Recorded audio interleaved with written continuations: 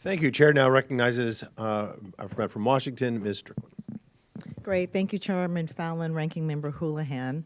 I have the honor of representing Joint Base Lewis McChord, and I think about people that age, the choices they make when they're getting food, especially the people who live in the barracks. And so I think about barriers that they may have. So can you talk to me about some of the feedback you received from people that you surveyed?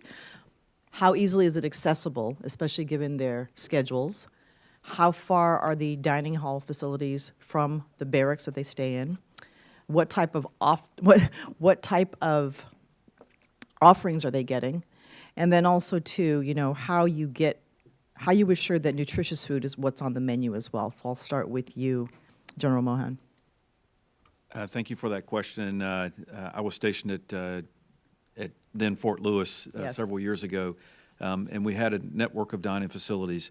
The landscape has changed somewhat, and so what we've seen the Army do, and senior commanders program, is to layer transportation on top of food service and offer the Rainier Express, which is an Uber-like app where soldiers can get picked up where they are, particularly in times of a high op tempo when we might have our dining facility personnel deployed to the field or out in the Pacific on an exercise, to shuttle and move those soldiers around.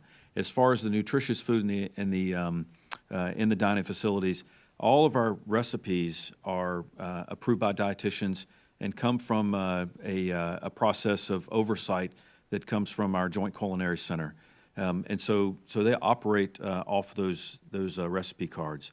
I will admit that kiosks have been somewhat of a challenge because, one, we had catastrophic success in a couple of places when we rolled them out. Not realizing how exactly popular it would be. And so we leaned on our partners in the Defense Commissary Agency to basically upscale the food that we have in our kiosk to meet the demand that we have at our installations. All right.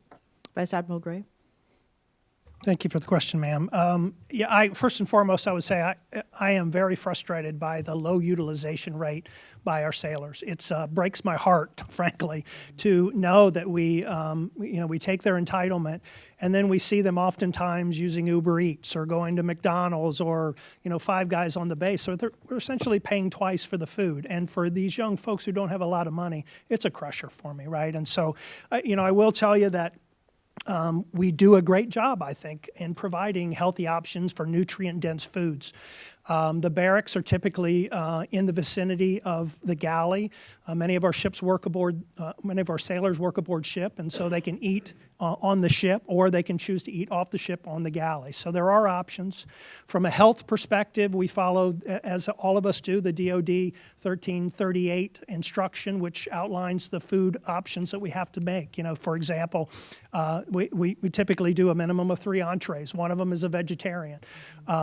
You will have multiple fruit options, 3 to 4 cereal options, a hot cereal option, vegetables and starches, et cetera. And all of those menus that our dietitians review as well are reviewed to ensure that they meet the USDA criteria. So we offer it. It's available to them there. But we got to do a better job at getting them in the door and making them want to take advantage of their entitlement. Great. Mr. Larry?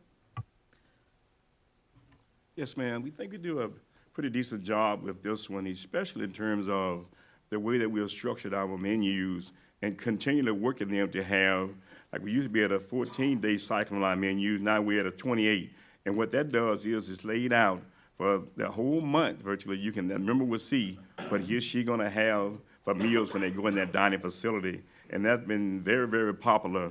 The other part of that is when you look at it from a nutritional value perspective, when we go back to OSD's construct of Go for Green, we have been really zeroed in on that very heavily, and also with our friends in the Army and Air Force Exchange. What percentage of your products in these facilities are healthy items? And how are they coded so when a novice person like H.L. Larry walk in, I don't have to read every element on the menu. It's coded so I can see this is healthy, this is a little bit least nutrient, et cetera, and I know what I'm looking for. And we also make sure we have those nutrient items up front so they pick those before they see the others. Thank you. Major General Woodworth. Thank you for the question, ma'am. And I would start by saying the most important thing we need to do is to make it taste better. I was going to ask, do y'all season the food? Yes, ma'am. There are recipes, of course, but yes, absolutely. We need to make it taste better if we want more people to come there.